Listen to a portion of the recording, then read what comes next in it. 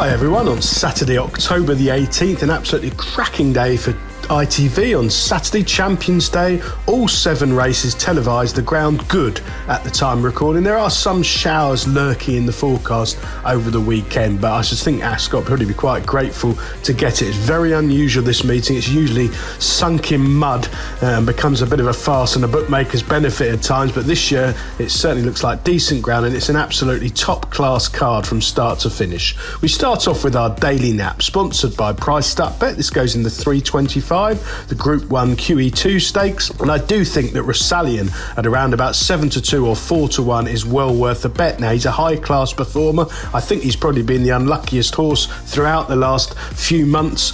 On a number of occasions, he's looked very unlucky, notably last time out in France. He really should have won. He was left with an awful lot of ground to make up, most unlike Sean Levy. He's an uncomplicated jockey, he's usually in the right place at the right time, but he definitely got it wrong last time, flying home from miles off the pace. He's a very useful performer. He's run really well on every occasion that he's come to Ascot. The yard's in good form. They've had 6 winners in the last fortnight. Better ground here. I think he'll have too much pace with a clean run through and pick these off. Our value angle selection, sponsored by Price Up Bet, goes in the opener at 12.55. It's the 2-mile Group 1 long distance cup, and I think Sweet William at around about 7-1 is well worth a bet to reverse that York form with old foe Trawlerman, who's likely to be a very short price here. Now, Jonathan Thaddeus Gosden's high class there has been a model of consistency all summer, travelling really strongly under Rab Havlin, who gets on really well with him, knows him well. He's got a brilliant record over this course and distance, and I think the short straight might mean he can pounce on Trawlerman and pick him off. If he gets one dart at him, Rab Havlin, I think he might do him for pace. If you watch that York run back in the Lonsdale last time out, he travelled better than Trawlerman, and I thought just got out-battled, if anything. But Sweet William is a very smooth traveller with a turn of foot when the cards fall right, and around about 7-1, certainly in relation to the 2-1 on favourite. I think there's miles too much between them in the market, and he's well worth a bet.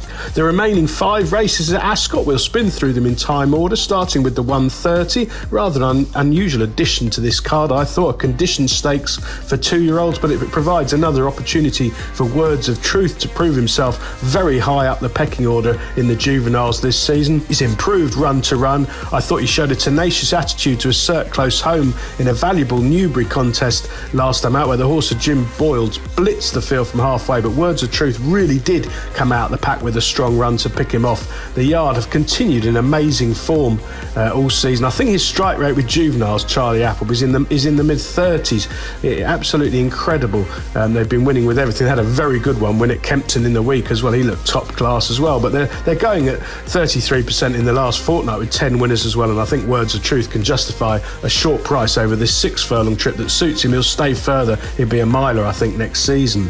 The 205, the Group 1 champion sprint. I think the one who's overpriced here is Flora of Bermuda, around about 9-1. Andrew Balding, another trainer who's had a fantastic summer. He's never been out of form. He's still going well now. 11 winners in the last 14 days. I thought his classy sprinter shaped better than the bare result on 2 of her 3 recent starts. Last time out, she was ridden by Frankie McDonald in the Sprint Cup at Haydock, finished behind Big Mojo, who reopposes here. I think to cut it short, I think she'll reverse the form with a cleaner run through, and she's got a Sheen Murphy taking over in the saddle, riding at the very top of his powers. Again, the price discrepancy between Flora of Bermuda and Big Mojo is miles too wide, and I think she'll go really close. Another thing to say, she's only run 4 times this summer, so she's relatively fresh, which is a positive at this stage of the season. The 245, the Group 1 fillies and mares over 1 mile 4. I like Calpana here, another Andrew Balding filly. She's actually been expensive to follow this season, but she's run a series of blinders. I think that she's the standout form choice on her course and distance, second behind Calandagan in the King George VI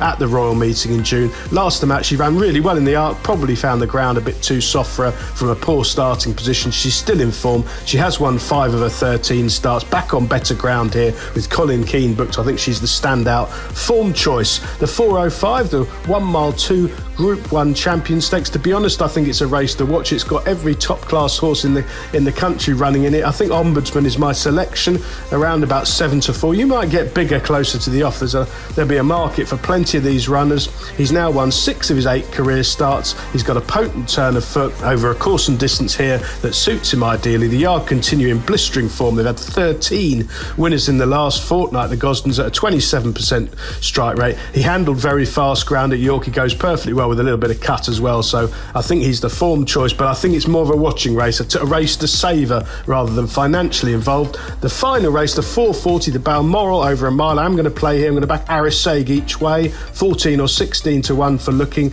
Now I know she's been called a number of names and she's been very expensive to follow all season. She often fails to deliver off the bridle what she looks like she's going to on it. She was a very well backed third in a hot Newmarket handicap last time out under Marquand. Quite simply, she did too much too soon. She was in front too soon as she wilted. She's got Spencer taking over in the saddle this afternoon. Regular listeners will know Jamie's not my favourite jockey by any stretch of the imagination, but if you're going to suffer him, it might as well be over the straight mile at Ascot. He's got a brilliant record here. They usually get racing a long way out. I'm hoping he'll switch Arasag off right out the back and she can come through late and pounce at an attractive double-figure price. Best of luck with all 7 ITV races at Ascot on Saturday, everyone. Please do like and subscribe to the YouTube channel and do check out our sponsor, Priced Up Bet. Numerous enhancements this afternoon.